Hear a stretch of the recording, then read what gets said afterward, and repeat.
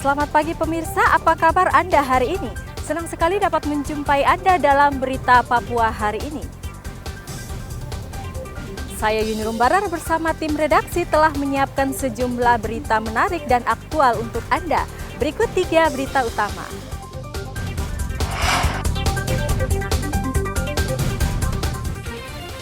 BBM jenis Pertalite dan solar semakin langka. Ratusan kendaraan mengantre berjam-jam di sejumlah SPBU Merauke. Belasan alat berat dikerahkan untuk menguruk sungai dan drainase di Sorong. Tiket pesawat dari dan ke Pegunungan Bintang naik 2 kali lipat.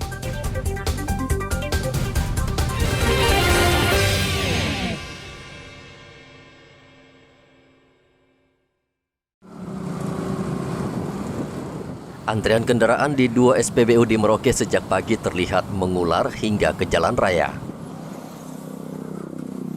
Para pengendara ini mau membeli Pertalite, namun pasokan dari Pertamina terlambat masuk sehingga SPBU baru bisa menjualnya pada pukul 12 siang. Di SPBU Parakomando, panjang antrean kendaraan hingga 2 km, baik di sepanjang Jalan Parakomando maupun Jalan Brawijaya. Begitu juga di SPBU Ahmad Yani Merauke, antrean tidak hanya terjadi di Jalan Ahmad Yani, namun hingga ke Jalan Marta Dinata dan Jalan Postel. Tidak jarang sopir yang mengantre pulang dengan kecewa karena sudah berjam-jam menunggu saat memasuki SPBU, Pertalite sudah habis.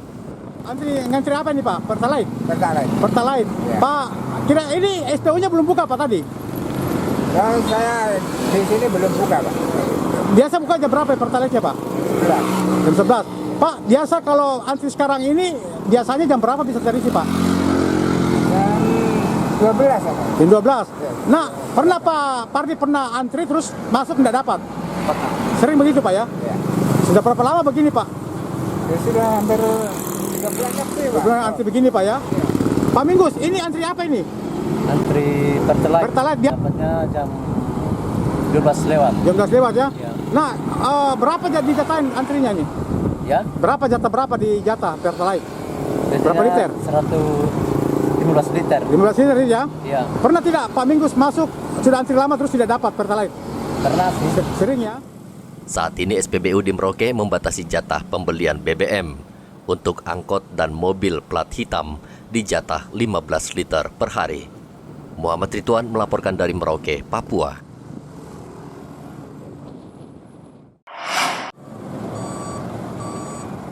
Pemerintah berencana menaikkan harga BBM subsidi dalam waktu dekat. Tidak sedikit warga yang memprotes rencana kenaikan ini. Sejumlah sopir angkutan di Merauke berencana akan beralih profesi jika harga BBM dinaikkan pemerintah. Menurut mereka, jika BBM naik, maka seluruh pendapatan mereka akan habis untuk membeli BBM. Sebagian pengemudi mengatakan saat ini pendapatan mereka sudah tergerus dengan kenaikan harga bahan pokok. Jika BBM naik akan semakin menyulitkan hidup mereka. Ini saya angkutan Kuda Mati Kampung Baru Asur, Pak. Nah, ini ada rencana kenaikan BBM subsidi seperti Pertalite subsidi. Nah, Pak Wito setuju enggak itu? Oh, tidak setuju, Pak. Tidak setuju. Kenapa Pak Wito? Karena tidak sesuai, Pak. Terutama barang-barang naik dan angkutan tidak sesuai, Pak. Tarifnya berapa sekarang Pak? Masih tetap 5.000, Pak. Kalau sehari bisa dapat berapa Pak Wito? Satu hari, ya kalau kita narik itu nihil, Pak. Kenapa Nihil. bisa gitu Pak? Itu lari ke minyak saja, Pak. Minyak semua tidak itu? Tidak ada untungnya. Jadi Angkutan pendapatan bagaimana Bapak dengan pembelian minyak itu? Setuju sesuai tidak? tidak sesuai, Pak. Gimana Pak Wito kalau seandainya pemerintah menaikkan harga BBM ini? Kalau BBM itu naik, Pak, saya tetap ganti profesi saja, Pak. Jualan beras kah, jualan dedak begitu, Pak. Kenapa Pak bisa begitu? Ya, bagaimana kalau kita narik, cari penumpang juga nggak sesuai dengan harga minyak, Pak.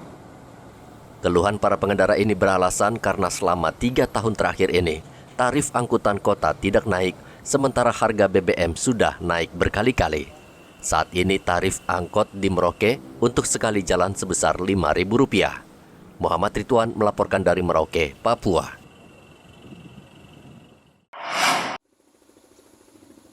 Saat ini ada 3 kapal penangkap ikan Indonesia yang ditahan pihak keamanan Papua New Guinea karena diduga melanggar batas perairan, namun hingga saat ini belum diketahui keberadaannya. Diperkirakan ada puluhan ABK di 3 kapal tersebut, sehingga nasib mereka belum jelas karena tidak ada laporan dan informasi dari pihak terkait. Kepala Badan Perbatasan Papua Susana Wanggai mengatakan saat ini pihaknya sedang berkomunikasi dengan Kedutaan RI di Port Moresby dan Vanimo, Papua New Guinea untuk mencari tahu keberadaan 3 kapal nelayan dan para ABK tersebut. Kalau dari hasil laporan kepolisian, berapa lubang yang di lambung kapal? Oh, kami secara teknis itu kami tidak ini ya mungkin. Kan sudah dilakukan dari nanti akan ada press release dan lain-lain. Mungkin ini awal saja saya sampaikan bahwa sikap kita seperti apa gitu. Ya. Ibu, bagaimana dengan nasib? Ya. Fungsi pengawasannya seperti apa sejauh ini, Bu? Nah, ini juga evaluasi bagi kita semua ya. Evaluasi bagi kita dan juga terhadap nelayan-nelayan kita juga ini kan bukan baru 1-2 kali gitu. Jadi di mana di situ ada lebih banyak ada gulanya, ya itulah mereka pergi tanpa memikirkan nyawa. Jadi ini pelajaran yang luar biasa supaya warga kita juga. Ibu, bagaimana nasib belasan nelayan ini dari 2 kapal itu? Terus apa langkah pemerintah? Ya 2 kapal ini sampai saat ini kami ada sama-sama ini belum tahu keberadaannya di mana, dan kita serahkan sepenuhnya kepada perwakilan pemerintah kita di Papua New Guinea, dalam hal ini Kedutaan Besar Republik Indonesia di Port Moresby dan Konsulat Republik Indonesia di Vanimo ya, untuk terus komunikasi intens dengan otoritas terkait di Papua New Guinea. Itu ada berapa kapal? Ya tentu, kan tidak mungkin kapal sendiri, pasti ada ABK-nya. Nah ini yang kita semua sama-sama, Bapak teman-teman belum tahu, kami pun seperti itu, dan dari pihak Papua New Guinea masih terus. Jadi kami itu berapa kapal dengan jumlah ABK-nya berapa? Dari berapa kapal itu, Pak? Itu 3 kapal ya. 3 kapal ya. 1 kapal, kemudian ada 2 kapal lagi. 2 kapal itu tadi informasi sekitar 18 atau 16 masih simpang siur. Tapi lebih kecil daripada kapal yang kemarin, kalau teman-teman sudah dapat fotonya ya. Katanya begitu. Ini semuanya baru katanya. Kalau kemarin. Pekan lalu seorang nelayan Indonesia tewas ditembak tentara Papua New Guinea di perairan Arafura yang berbatasan dengan Papua New Guinea. Diduga kapal penangkap ikan asal Merauke tersebut masuk ke wilayah Papua New Guinea dan sempat dihentikan kapal patroli. Namun kapal nelayan tersebut berusaha melarikan diri. Muhammad Ridwan melaporkan dari Merauke, Papua.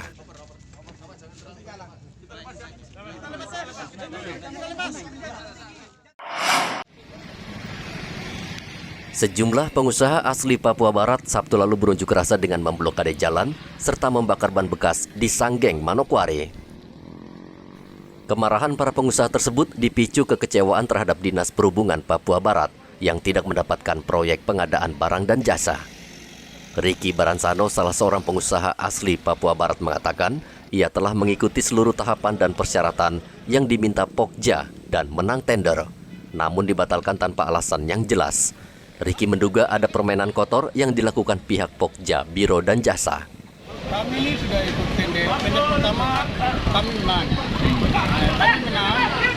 Terus dari Pokja 12 membatalkan pemenang, tapi mereka tidak temukan alasan-alasan yang menyebabkan pembatalan. Nah, kami tetap ikut aturan yang ada. Setelah kedua, kami tender ulang lagi, kami menang tunggal lagi dari sekian banyak survei yang tertender. Itu mereka batalkan lagi. Mereka batalkan dengan terkait alasan-alasan yang terkait sistem yang ada. Setelah itu yang ketiga, mereka tayangkan lagi, kita semua sudah mendaftar, mereka batalkan lagi yang ketiga. Nah, yang keempat, kami ikut tender, kami sudah menang, terus sudah ada bintang. Sudah ada bintang, sanggangnya 5 hari. Setelah sanggang 5 hari, sanggang itu tidak masuk dalam sistem. Sehingga kami merasa bahwa hal ini secara tidak langsung ini ada permainan kotor yang dilakukan oleh pihak Pokja di dalam. Nah, mereka di email kami mereka sampaikan bahwa paket ini kami klarifikasi dulu. Nah, setelah itu kami klarifikasi dengan harapan klarifikasi itu dan mereka lakukan 2 hari lalu dan juga kemarin pagi untuk pembuktian ulang. Kami punya berkas lengkap semua. Nah, terus CV Kasem yang menang kami ini tuh ada internal antara pihak kerja dengan kabironya dengan saya. Kok tiba-tiba mereka kasih menang apa? CV Kasem. Ada apa di balik itu? Nah, ini yang rasa kekecewaan kami bahwa ini sudah 4 bulan kami jalan ini, ikut tender ini. Itu di dinas mana Bapak? Yang punya paket pekerjaan di tapi yang melaksanakan itu Biro Barang dan Jasa dan juga Pokja. Nah, itu saja yang mungkin saya jelaskan. Bapak sudah koordinasi dengan pihak dinas kah di atas? Pihak dinas juga terkait kepala bidangnya juga sudah dikoordinasikan. Dan itu saja yang bisa saya sampaikan. Apa yang menjadi harapan Kakak? Harapannya apa? Harapannya kemenangan kami harus dikembalikan. Itu saja, dikembalikan sehingga kami orang Papua juga mau makan negeri kami, tanah kami. Para pengusaha berharap gubernur dan dinas perhubungan memberikan lebih banyak proyek kepada pengusaha asli Papua agar mereka bisa membangun daerah sendiri. 2 jam kemudian polisi membuka blokade dan meminta pendemo untuk berdialog dengan dinas perhubungan di kantor polisi. Edi Musahidin melaporkan dari Manokwari, Papua Barat.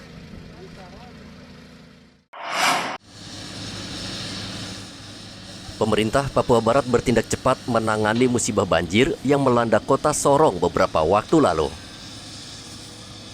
Hingga saat ini Dinas PUPR masih terus melakukan pengerukan sungai serta drainase dengan mengerahkan belasan alat berat. Pendangkalan sungai akibat sampah juga menjadi salah satu penyebab banjir yang terjadi di kota Sorong.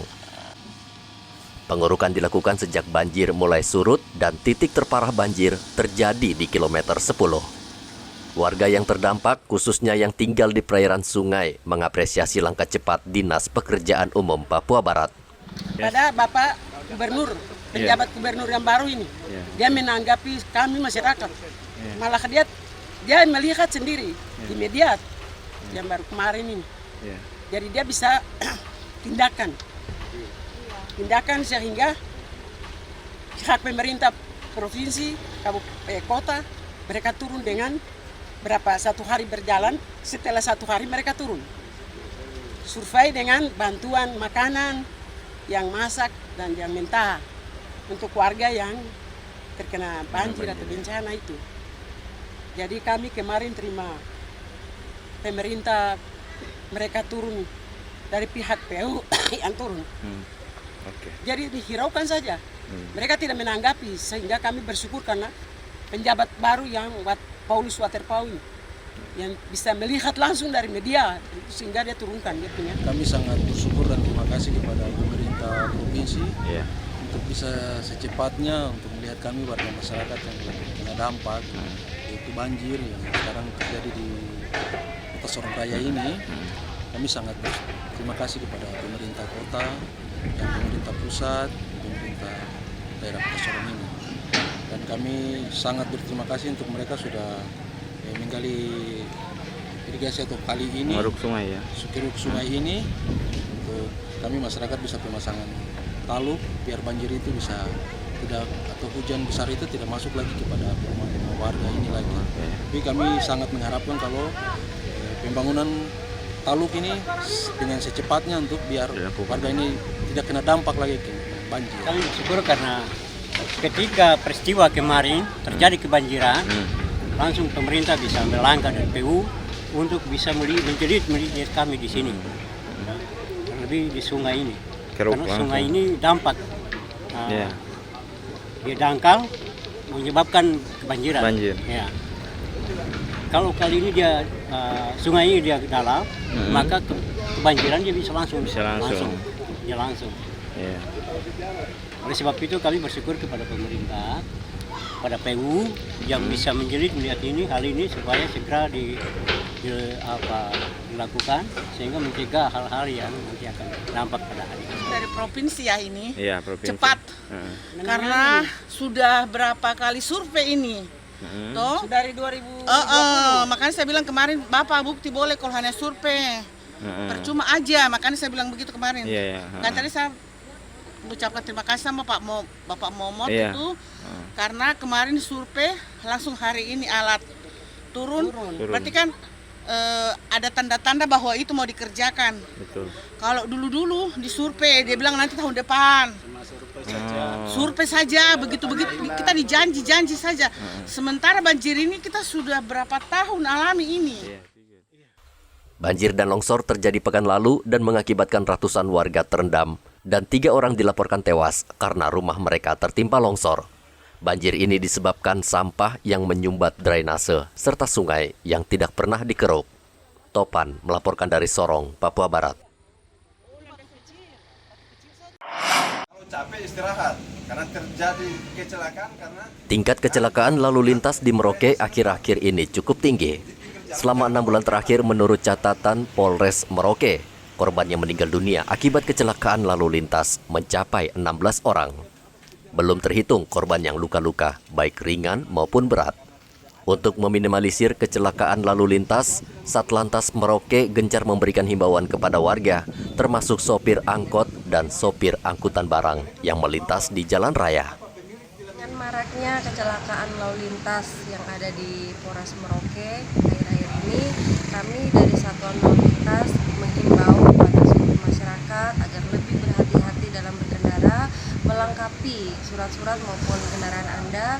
Sekaligus mari kita jaga kondisi kita agar dalam keadaan fit, keadaan sehat, agar dapat berkendara dengan aman. Untuk semester ini kami Satuan Lalu Lintas Polres Merauke menangani 16 kasus laka lantas yang meninggal dunia. Kecelakaan lalu lintas yang sering terjadi di Merauke, faktanya juga disebabkan banyak ruas jalan di Merauke yang rusak, berlubang, dan tidak ada penerangan jalan. Muhammad Ridwan melaporkan dari Merauke, Papua.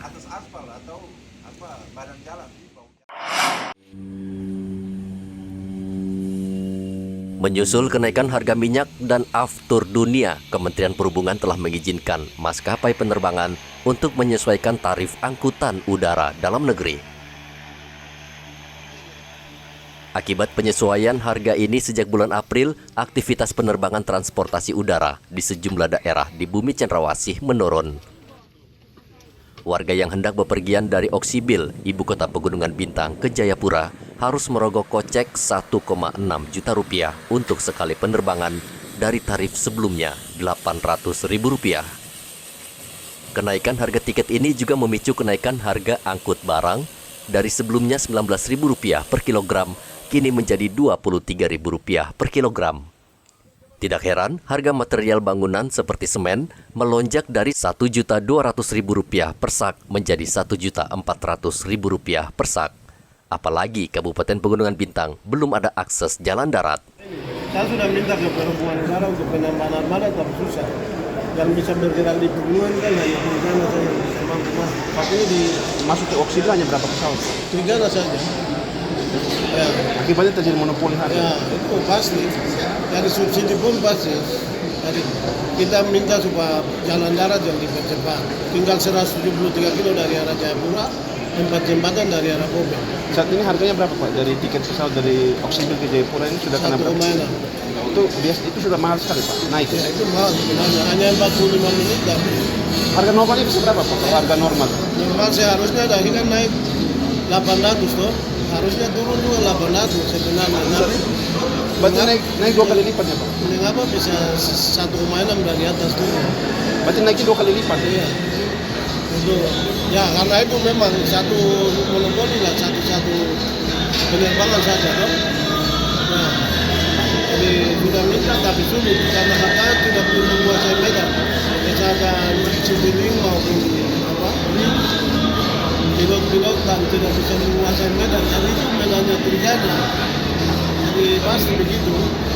Kalau ada yang masuk kan pasti bersaing dong.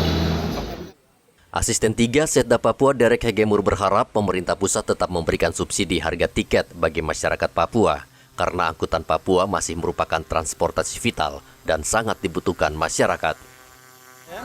kepada pemerintah tentu kita sebagai Pemprov ya kita pasti akan mempelajarinya, pasti ada alasan-alasan tertentu berkenaan dengan kenaikan bahan bakar ya, antara lain misalnya aftur dan seterusnya yang tentu akan memicu kenaikan beberapa produk, menaikkan sektor jasa lainnya kan. Nah, tentu pemerintah provinsi akan mengambil langkah-langkah tentu melalui instansi teknis terkait ya.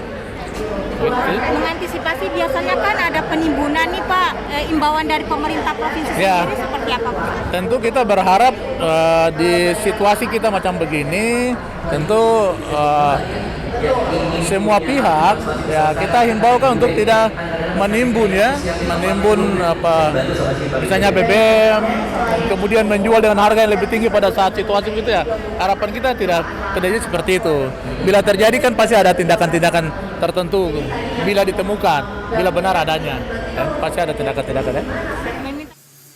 Pemerintah pusat juga diminta melanjutkan pembangunan jalan Trans Papua yang menghubungkan Jayapura ke Pegunungan Bintang yang hanya tersisa 173 km. Jalan ini nantinya dapat menekan harga barang. Hendra melaporkan dari Jayapura, Papua.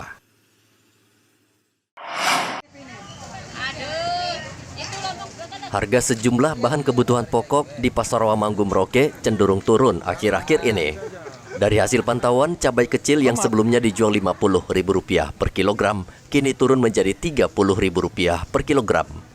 Begitu juga dengan cabai berukuran besar yang sebelumnya dijual Rp45.000 per kilogram, kini dijual Rp30.000 per kilogram, sama dengan harga cabai keriting. Harga 50 ya? Ya, 50. Sekarang berapa ya? Sekarang 30. 30. Nah, Lombok kalau tomatnya? Tomatnya dari 520, 15 sekarang 5.000. Sekarang 5.000 ya. Kalau Lombok besarnya, Mas? Ya dari angka 40 sekarang sudah 30. 30 ya. Kalau Lombok keriting ya, Mas? Lombok keriting sama. Sama juga ya. Itu kenapa sampai bisa turun drastis ini, Mas? Stok banyak. Stok banyak ya. Panen ya. Sekarang dari harga berapa sekarang tadinya itu? Dari 60 bawang merah turun ke 45. 45. Kalau bawang putih turun juga? Turun dari 35 ke 30. Itu kenapa bisa sampai turun begitu, Pak? Katanya pasokannya lagi banyak. Lagi banyak ya. Ini bawang dari luar? Iya, dari luar. Dari mana asalnya nih? Dari Bima. Oh, kalau untuk bawang Merauke masih ada juga? Sekarang bawang Merauke lagi kosong. Kosong ya? Iya, kosong. Tapi bawang dari luar banyak ya? Banyak masuk. Sementara untuk harga tomat yang sebelumnya mencapai Rp20.000 per kilogram, kini turun drastis menjadi Rp5.000 per kilogram. Begitu juga dengan harga bawang merah turun Rp20.000 menjadi Rp45.000 per kilogram. Harga bahan pokok yang terus turun disebabkan pasokan yang banyak ke pedagang akibat panen yang melimpah. Muhammad Ridwan melaporkan dari Merauke, Papua.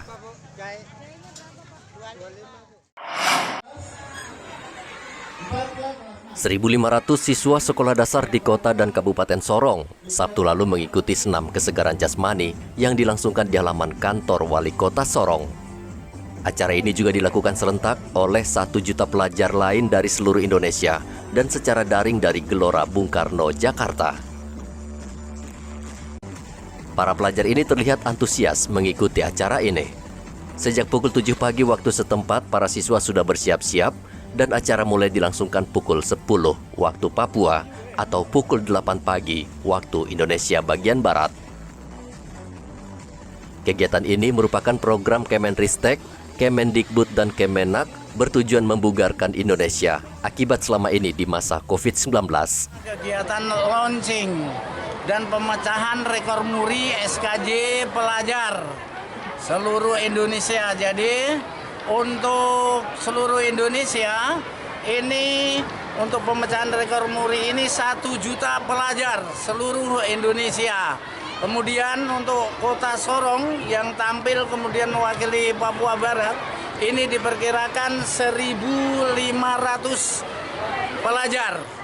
Jadi itu nanti akan langsung live dari Gelora Bung Karno, Senayan. Jadi di sana nanti musik SKJ yang terbaru SKJ 2021 itu akan dilaksanakan pusatnya berada di Senayan.